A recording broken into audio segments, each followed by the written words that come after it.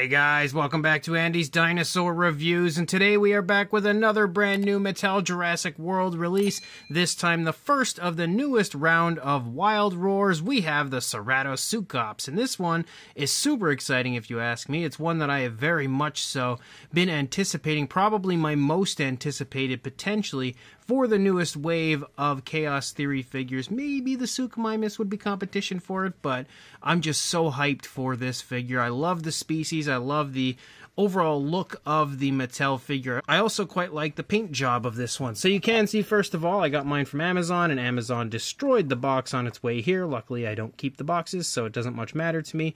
But you can see, again, it looks pretty much as the artwork did and everything as far as like the box art style compared to what we saw with the Therizinosaurus yesterday, except for the fact that we don't have like that broken open area back here like we did have on the Therizinosaurus. And then if we turn it around, you can of course see a nice shot of our Ceratosuchops, as well as an image down here showing off the other three figures that are in this wave.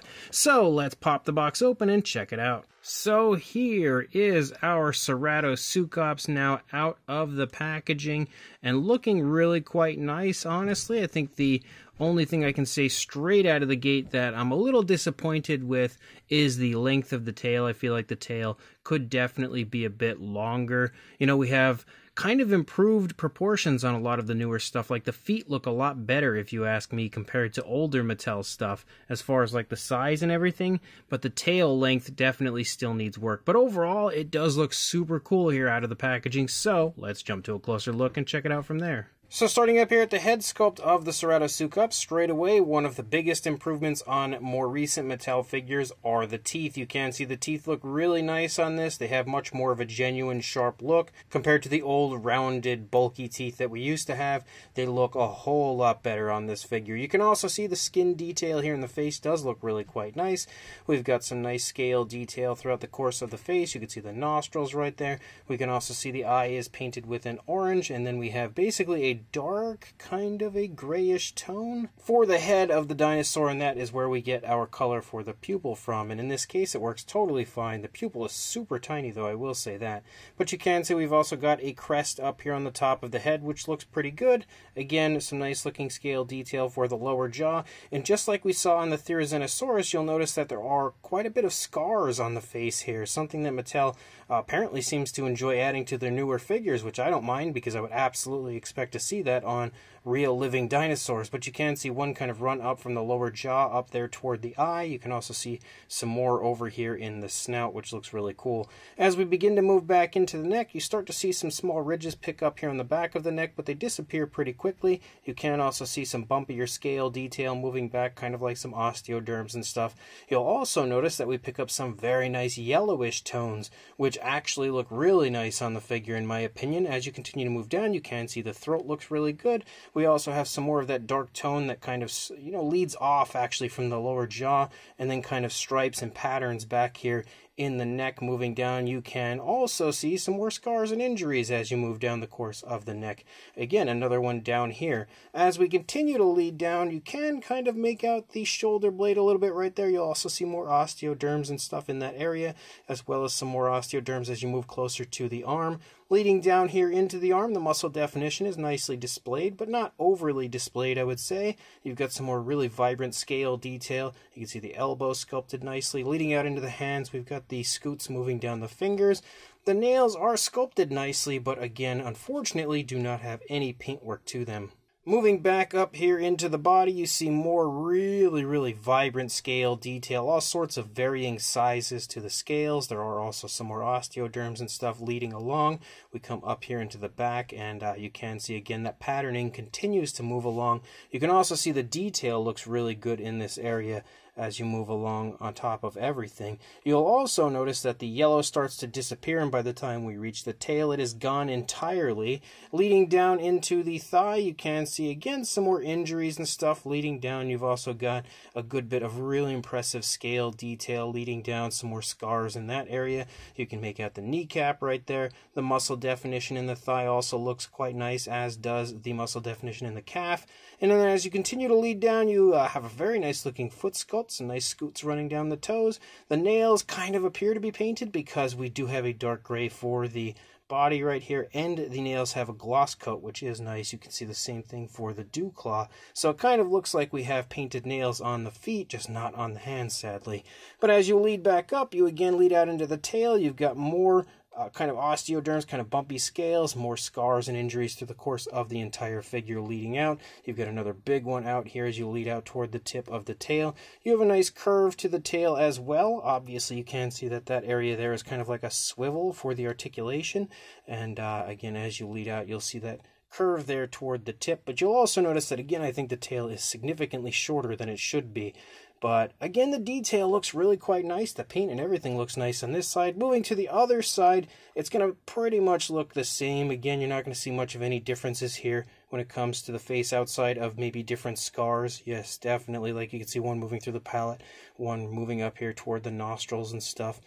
The eyes painted pretty nicely on this side as well. I remember Mattel at one time had such a bad time with misplaced eyes. It's so nice to see that they have improved drastically when it comes to that.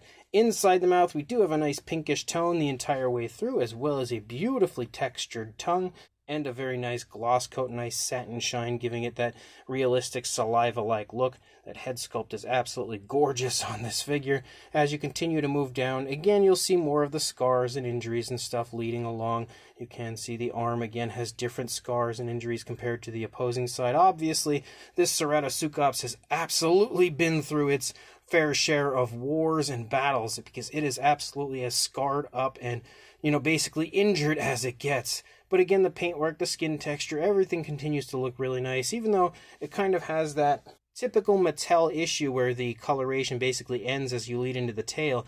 It does still have that kind of fully painted look to it, outside of the missing nail paint on the hands, I think. But as you move along, again, the only real big difference that you're going to see on this side is the fact that the leg is trailing a bit more than we see for the opposing side. And then again, you lead out, you've got more injuries and stuff leading through the course of the tail. Everything on the underside looks, again, pretty standard when it comes to Mattel. So definitely an awesome figure, and far and away one of the nicest Mattel figures, in my opinion, to come out in quite some time. As far as the articulation and everything goes, you can obviously see we've got jaw articulation. We also have neck articulation, but I think that has to do with the action feature. So you can move the neck all the way down and all the way up, and I think it also can move side to side. Yes, absolutely can. You've also got arm articulation, of course, forward and back and out away from the body. One thing that's really interesting about this figure, and I don't know if it's the same for all of these new ones, but you can see it's kind of soft and rubbery in the arms. The jaw, the head, no, not so much. The tail, kind of a little bit here at the end of the tail. Yeah, not so much in the feet, but the arms are really quite soft and sort of flexible, which is pretty interesting. You also have leg articulation, of course, forward and back, and not out away from the body, shockingly, and then tail articulation, but that's definitely part of the action feature. That's how we operate it. And then you also have that little area here that can swivel. Also, if you would like the fax app code to add to your collection for the Ceratosuchops, there you go. So let's go ahead and take a look at the actual action feature.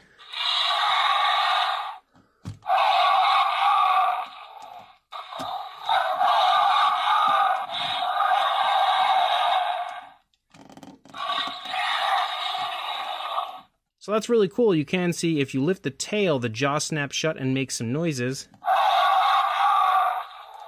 And if you push up on the tail, it does the same downward. And then you can also turn the tail side to side to kind of give it like, that side swipe action feature. And then if you pull it, you can make the dinosaur basically strike in any position. That's definitely really cool. And the noises sound pretty fun on top of everything. As far as the size goes, for a length from the snout to the tail, about 12 3/4 inches, or around 32.5 centimeters. And then for a height, the highest point here right now would be the back, about 5 inches, or just a hair under 13 centimeters. For a size comparison, there is Mr. Papo T-Rex, the Attack Pack Colovosaurus, Robert Muldoon, and the Collect Day human being next to our Ceratosuchops, and you can see again, it's pretty much the size range you would expect. No real difference here between this and previous figures in this size range. As per usual, the Wild Roars stay pretty much the same size continuously. And I don't feel like we really need too many comparisons, so I have brought in my repainted version of the Mattel Ecryxanatosaurus next to our Ceratosuchops to show you that, again, standard size range for these type figures. And then just for the heck of it, because it is a beautiful figure, we have decided to bring in the Mattel Red Rex to give you an idea of how the figure sizes up next to a usual kind of standard size range for a Mattel Tyrannosaurus Rex. So this brand new Mattel Jurassic World Chaos Theory Ceratosuchops, the Wild Roar Ceratosuchops, is absolutely awesome, honestly. It is definitely one of my favorite Wild Roar figures to come along in quite a long time. The sculpt is absolutely excellent from head to tail. It is, as per usual, very highly detailed in typical Mattel fashion. You have tons of really nice looking scale detail, skin texture, all sorts of varying sizes to the scales and everything. This one, however, has a little bit of like an extra dose of sculpt work because we've got tons of injuries and scars through the course of the entire figure, making this one a really nice candidate for a repaint. If I can find another one, I would definitely pick one up and repaint it because I would love to actually paint out all of those scars and stuff through the course of the figure. I think it would look really neat. But overall, the sculpt, again, is excellent. The paint job as well is really fun. I don't know if it's everyone's cup of tea, but mine personally, I am a big fan of it. I think it pretty much has that fully painted look, even if we don't have alternate coloration moving out onto the tail. I still think the color scheme they've gone with doesn't need it, and it looks really nice as far as the tones of color chosen. Again, the yellows really stand out, and they play off of the darker tones very nicely. The only area that doesn't really look obviously fully painted would be the hands, because we don't have paintwork for the nails, but it is what it is, I guess. We do have nice articulation through the course of the figure, some really fun sounds, and a really cool action feature that I am definitely a fan of. So if you are interested in grabbing this one and adding it to your collection, I will include a link in the description to where you can pick it up right now on Amazon.com. So make sure to check that link, go order this, and of course, like, comment, and subscribe, and I will see you in the next review. Thanks for watching.